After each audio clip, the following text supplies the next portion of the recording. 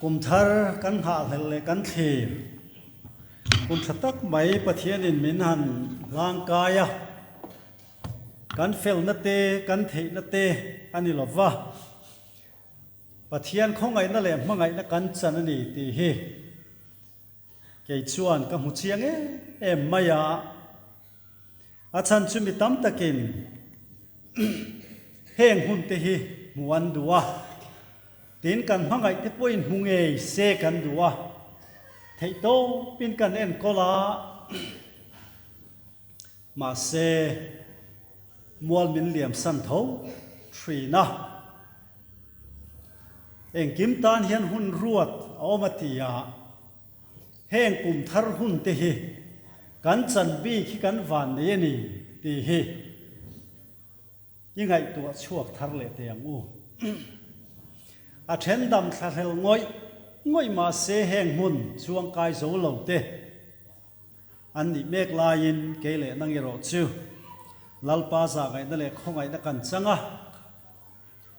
เขาเวล่ะอ่ะมาไงนับปาร์ตลานตูระมินระบวดใส่ตะตะฟังเฮียนปะเทียนเฮงจุฟักินอมรอเซกลุ่มทัรทุจะปนิเชียหรอวะอาจารย์ชุดทุปุยเป๊กกันออกมาฝากินนิมินาคาน All India Radio ละมินทุจะสวยตัวละมินตีฝากินนิมินตัวกับทุจะจู All India Radio ละมาอันติชัวกะออกตัวบาร์คลาคานมินรอนเฟียตีร์ตัวกันอินปวดจ้ากลุ่มธารตาในอินบวชใส่นาดานชาตีมินรอนเป็นอาหารังเร่งคบมายาสารมนังสวยง่ายบกเสียจุงอาจารย์ทิลตั้มตะกันสวยตัวมินิสอมเล็กช่วงสวยมานีเสละจุมีเนี่ยรอชวนไอ้ละล้อนชาวดอนละวันนี้กันถูเฮทุปุยดังได้แต่เสียเต็นตุกินะกันช่วยตัวเอง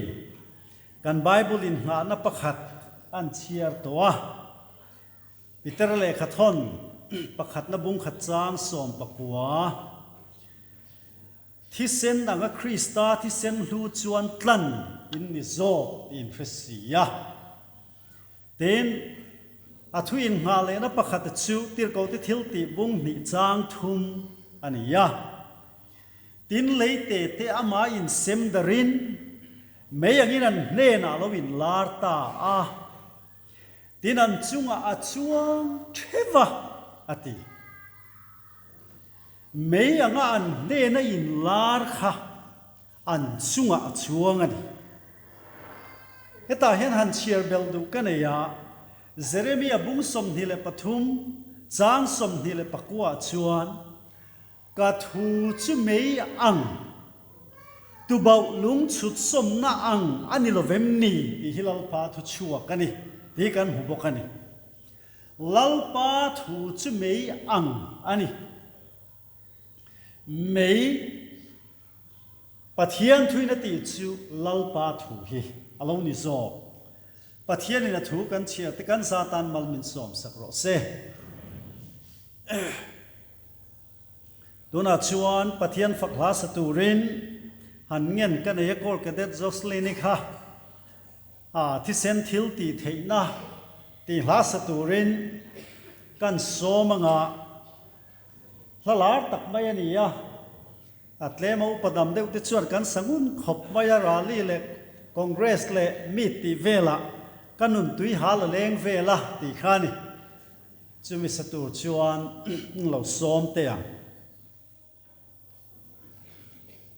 อันนี้ฮิกันตุนูอันนี้บอกว่าใจตีพวกกันเราเฟรมเราวะอาพูดสุบิเลียขันใจเราชูกันอันนี้การสอนในตัวที่เขาเป็นสกบาลีหลอกเป็นสวยนี่ฮัลโหล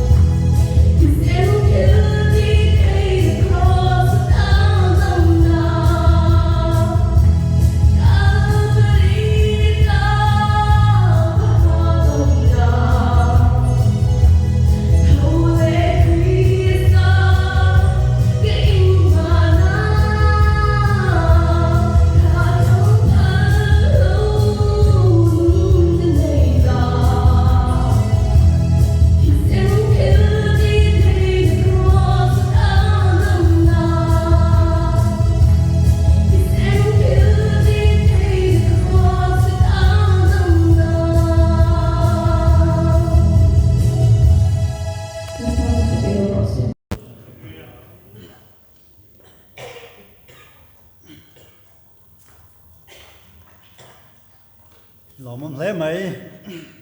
kor kadet Jocelyn chunga lom thu kan se ni thi sen le mei nen hovel ne ro ti ani ya e yok to bar tha khan Colombo journal conference kan ne ya chuta chuan kan general Lyndon Buckingham chuan kan kor te hi ICU ni lovin maternity ward ni reng ro se te hi soya lomom ka ti khom mai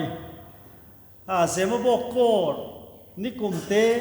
kum hasa te kan thira maternity ward ni piang thar reng mai sipaya ni tharan lo lu reng mai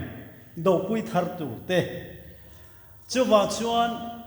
hemi trong kam anei khan karil ru adeng na sakhop maya ICU chu a critical zia kan hriani mo ICU a kan chung ten om to chen tu ma ngai tha kan om to wa amai ro chu maternity ward ta kan in nor we ro chuan bo ruak thulo mom kan dong don ni te hi kan hria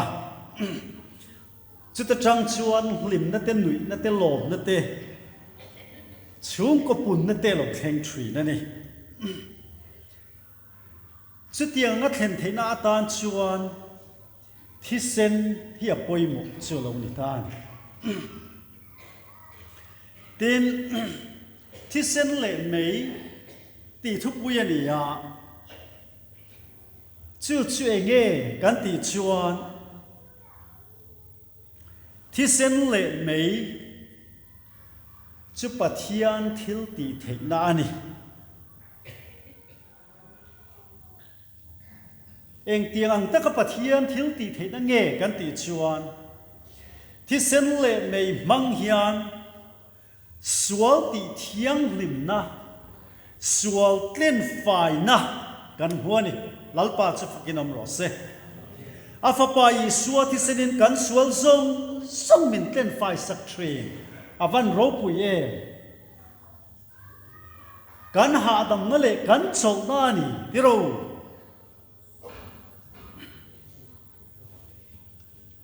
chuti chuan I suwa poi na ma thi sen nge ya mi te chu ati thiang lim theina tu rin kul kong khar pon na ma chuan a lo tar ta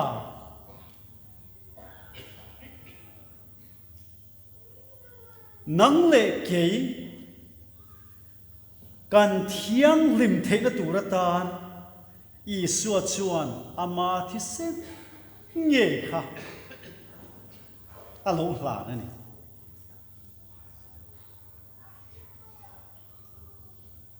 Pitera thon khat bung khat chang som pakwa kan en chuan beram no mel hem lo le bol ho kai lo thi sen athian keile nang hi chu bol ho kai kan ni ya chu wang chen pathian a thin na re kan ne kan in khom tlok tluka thil pek te kan han tlok tluka kan trong try tluka ma se I suwa kan oi lo I suwa kan rin lo wa a thi sen thil ti the kan pom du chuan si lo chuan pathian lama chuan om siom lo ani thil thapa ngai ka ti ve ni ringot mai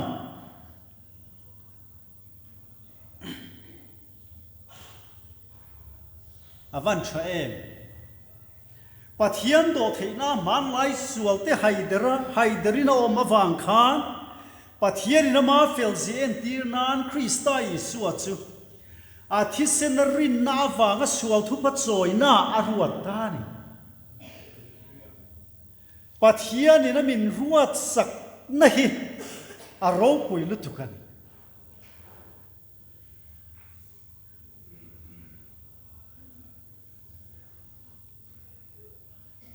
chu wang chuan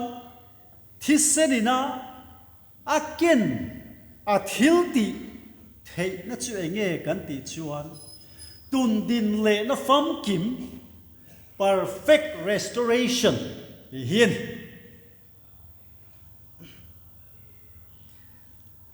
tu te ti dan takin hetia kanom mai po hi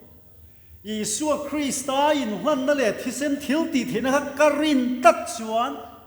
chuta chuan thiam chang tun din le nun thar ha ka lo nei ti nan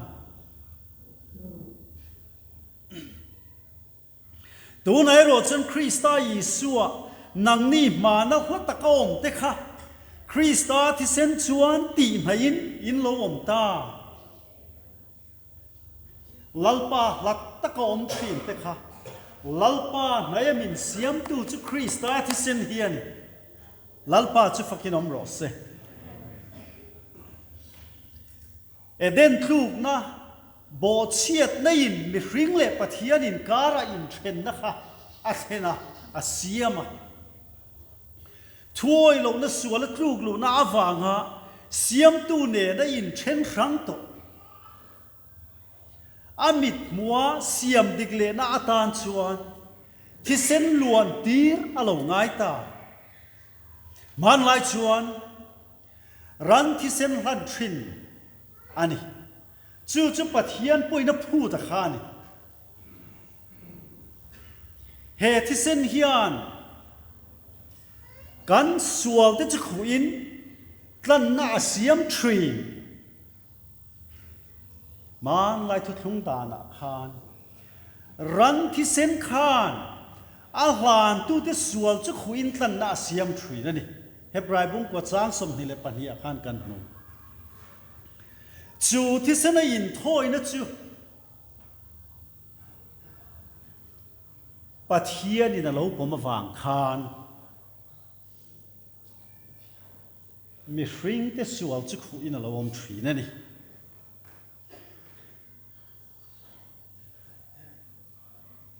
hết tiền hiền an sui dom tai la kha thiêu hlan chung a nun na om khan sual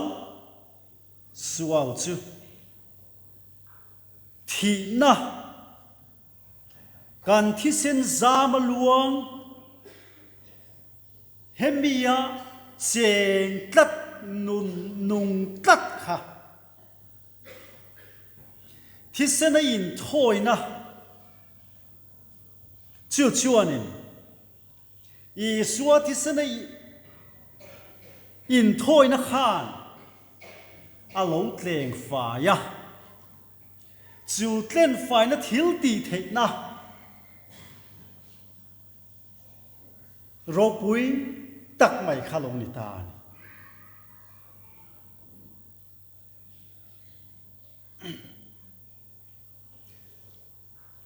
avan tha em tiro eden sual na eden tluk na awanga he taksa a sual zung zamina akai tlat le asal tlat kha Isua Christa thi senin thoi na awang chuan tlen fai alo ni ta ni chu lalpa chu fakinom ro se achan chu ti sanun na chu thi sena om ti Leviticus bung som pasari chang som pakata khan zia kin oman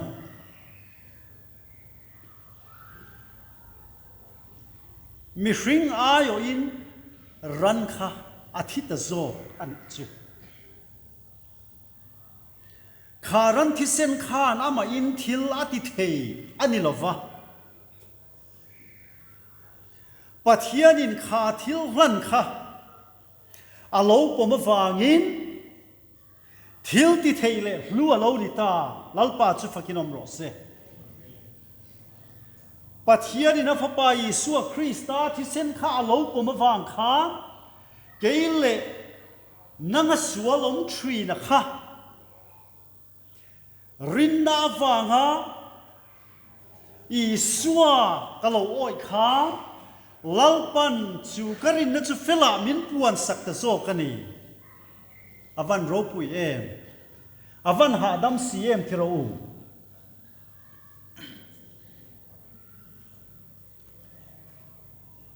chu thi sen thil ti thei na chu kal len ku ta te po khan kan hu ni lom ni beram no thi sen zuda ho in bianga an ta piang ti chu fa u thi na la ka changin an him kha thi sen a chin chia an ni awangin keile nang nge po hi Isua Krista thi sen a chin chia kan ni awangin sual le bol ho hi khovela hen om lo ani lo a om ring ani ma se chu thi sana chuan chin chia kan ni to awangin kan him na chu Isua alo ni tu zo kan pueng moi no vuina thana khan an soi thri na korte thoveng laman om lai an chan chin te kha dam lai nge chan dam ni in fian na thu te kha an han soya kal suala ngai na te kha lo man chu thu thum thaw chu ani tu na kan soya hi adang lam lo kan dam lai nge hian Isua thi sen thil ti ro pui tak mai kha kan tan chor na om lo ni ta a ringa piam ti tan chan dam nan kong ka bianga thi sen ta chin om na chin chia na ni anga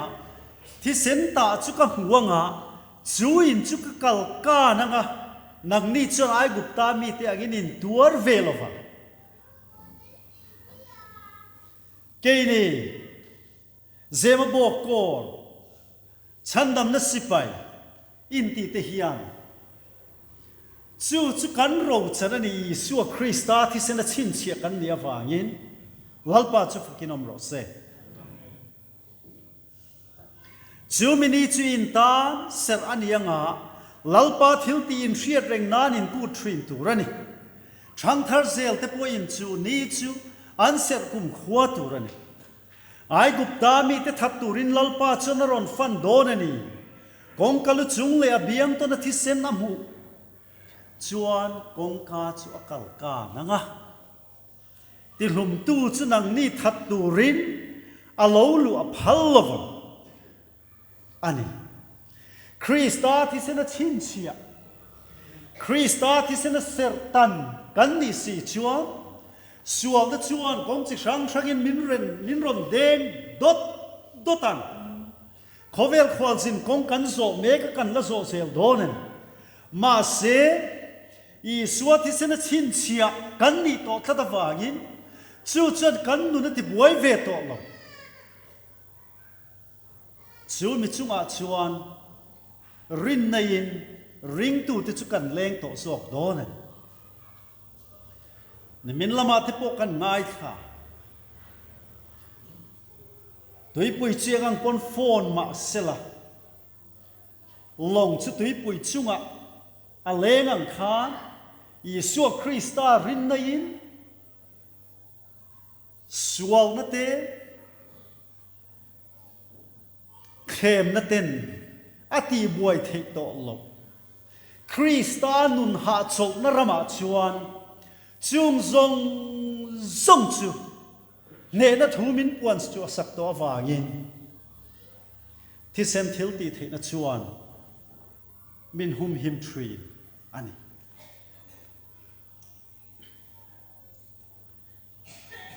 Krista thi sen chuan min fanin min luana hei hi pathian ro rel da pin dan lal thut pha atanga min pe kani kan tho chuani lo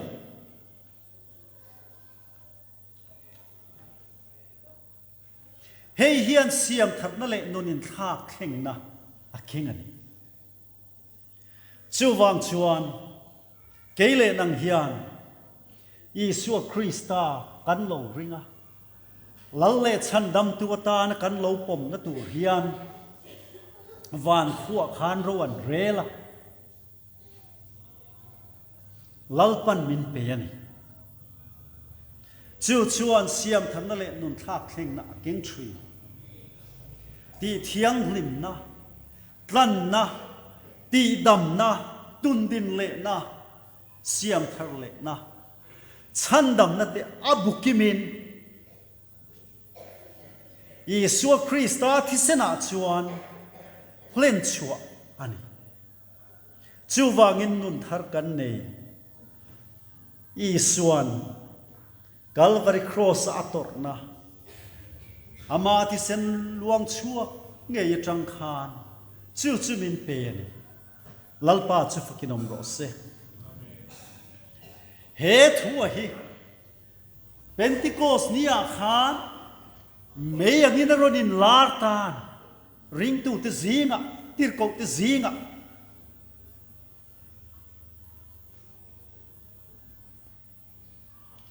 chumi mei angin lar chunan var po meu chuan tharau thiang lim khan an thuam chun zom nga la an thil ti tin reng an thil ngai khak tin reng kha an hanin refia thiama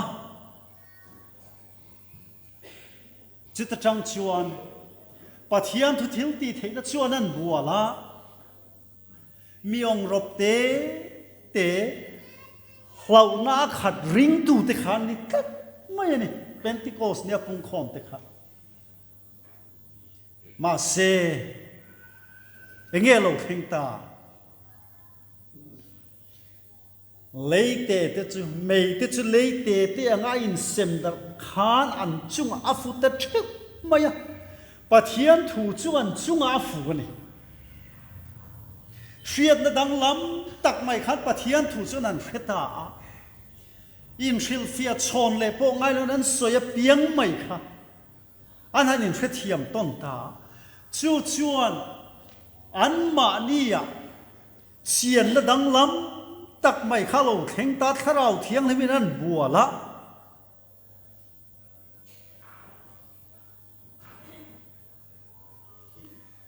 lau reng an nei ta lo bani kha tiro avan ro pui e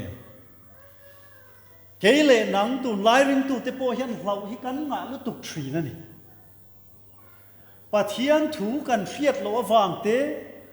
tharau thiang lima kanom lo awang te hian hlau na ringo mai ti kan hat chona ni khovel dan kan thira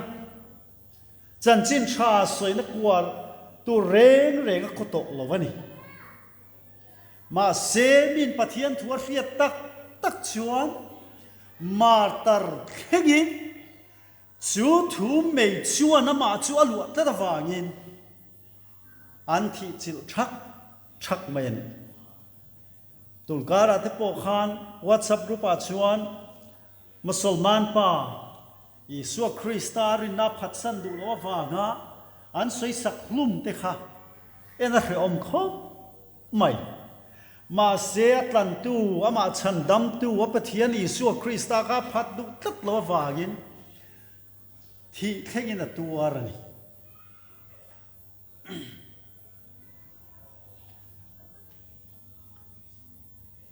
chu ani ne na chu thi sen le mei nen khovel ne ro wati so trai khovel so ka van ne ngai lo he mi khovel ma ni ka din ne khan thi sen le mei thil ti theina manga kan lo in ne khan pathian lal ram chu tun din lo om zok thri na ni chu po chu ma ni in ne lam po ni lo pathian in Christan the na min puan chua sak mai kha lo mana animo lalpa amen ti mai khani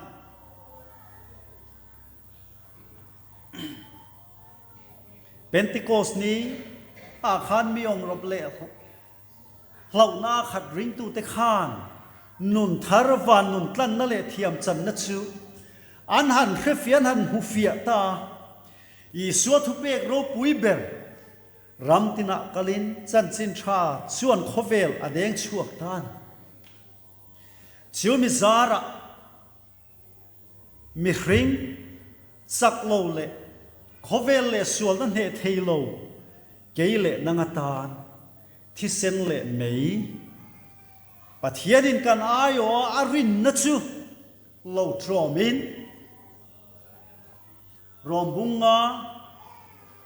rombung li changa chang riat thuang khan amai ro chun ha thok lova pathian ngai sak lo thiam chan tir tu ring so karin na chu ama fel na ruatani lalpa chu fakinom ro se lalpa pathiani di suwa krista chu ka thiam chan na ka fel na na ruata sumi zo ka chu ke nge poin kalo rin ve maya kha lalpa la ka mi fel ni na chu lo ni mai zo ka ni avan ro pui e fai saring sa rama lalpan min hung ani chu mi athil ti ngai tu alova pathianin fela arua chumala sob sak thu davida poin an bo chian na te ngai dama om le an sual te khwa om chut enga thole lalpan kholo na ne ya ruat lo chu enga thole tia suyang kha ani krista thisen in hlan na wang khan lalpan kholo na ne ya aruat lo ate kan lo ni ta ni isu krista rin awangin nang ni point bo chian na le in sual te awanga thin ni lai khan tinung chewani chunga ti chuan mana khan he khovel da na ngai nom kha bo ruwa ka thunei na lal tu na oi lo fa ti chunga thok mek tu tharau da nang hian chungoi lo fa ti zinga chun ke ni po mana chun ti sa de ril du zong ti in kan ti sa chak na ti angin kanom feka midang te ang bokin thinur na fa piang reng kan ni kha nima sela pathian chuan khongai na anga in ami mangai na na satak awang khan kan bo chiat te awang thi kan ni lai me poin krista rualin min ti nung ve ta lalpa chu fakinom ro se krista isua chuna ma rual ve ka min kai thovin van huna te ma ne na min thut tir ta chiti chuan hun lo la theng tu ra ti chuan krista isua hian kan chungil nein a khongai na nga na sat zia chu en tir theyang rin na wang khongai na chan da min ni nang ma ni tho chuan ni lova pathian thil pe kani avan ro pui e pathian thil pe kani thil tia wang ani love chitilo chuan min an chuang da ange thil tha tia tan krista isu chuan siam omina ma ku chuak an ni si chu thil tha ti chu kanom na turin pathian ina buat sai lo kani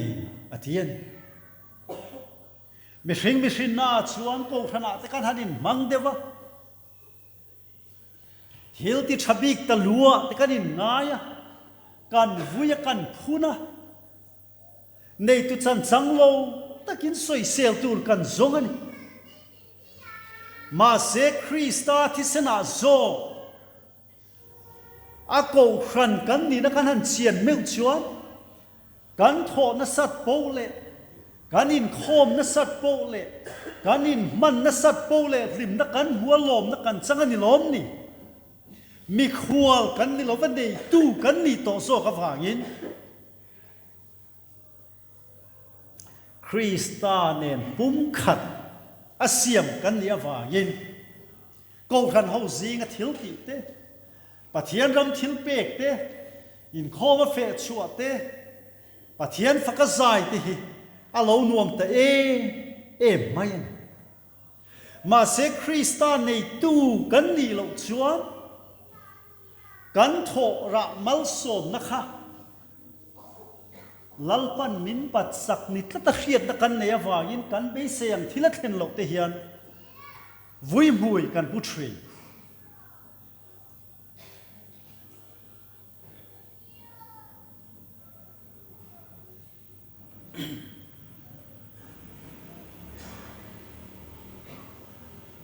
Christ cross zara tak sapum khata pani te chu pathian nen a in rem tir theyang thei bok ang chu mi cross chuan in tai na chu ti hluma wangin tina lo kalin nang ni hata ka om thin te nena rem na chan chin tha a hril chewa na ta ka om thin te nena po rem na chan chin tha a hril boka ama zaran kharau hun khata ban he na lu the na kan nei ve fen chuti chuan tu na mi khwal le mi cham mai in ni to lova pathian thiang lim mi thiang lim te nen chuan tual khat le pathian chung te ni te zo ka ni chu chulal pa min ruat nan chu mi min ruat na kan chan na chu Yeshua Christa thi sen le pathian thu mea chuan afam kimin kan huan chu minun chu kan nei phot chuan lalpa min hruai na ang zel zokin keima khovel keima ti sami ni nahi ne ina lo om three chu pathian thu tum a chuan au nau du tak teu eng wangin nge kan ne lo kan ti thin lat tak kan om bo san thin a wangin a lo aman min chen chila min ne ni ti kan thei hi la lat tak kan om bo san ni te kan thre three chu wang chuan Christa chu kan thir chak ai pathian na min thun reng na kan in nga na ta na min puan sak na le min pe ka hi chu mi chu nun chilila chu ta chuan ne tu ai ro pui zo kan ne na a chen ta da wangin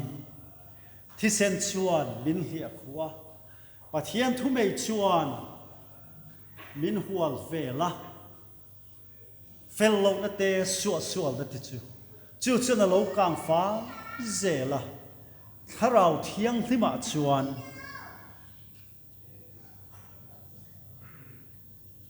a thiang hlim na fam kim chu kan lo tro reng mai zo kan he nun hi ha dam lu tu chu minun nei tu chuan tu kina kum thar nia hian pathian thu chuan min han hriat nom tir le an chu minun chang mek tuin ko mek tuin ma se irin ve ngai thiam chan tir tu ring zo karin na chu a fel na ruwa tani lalpan Christa chu ayo turin ring to animo lalpa yellow except lo rin ve mayak ani lalpa na thu kan soite kan zatan malmin som sa pro se amen